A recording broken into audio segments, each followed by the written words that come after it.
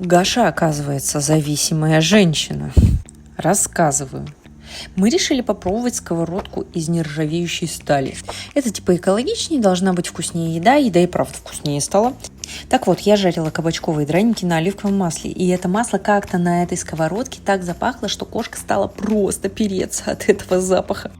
И так было несколько раз. Когда включили вытяжку, она сразу успокоилась. До этого мы такого не видели. Но зато посмотрите, какая милашка.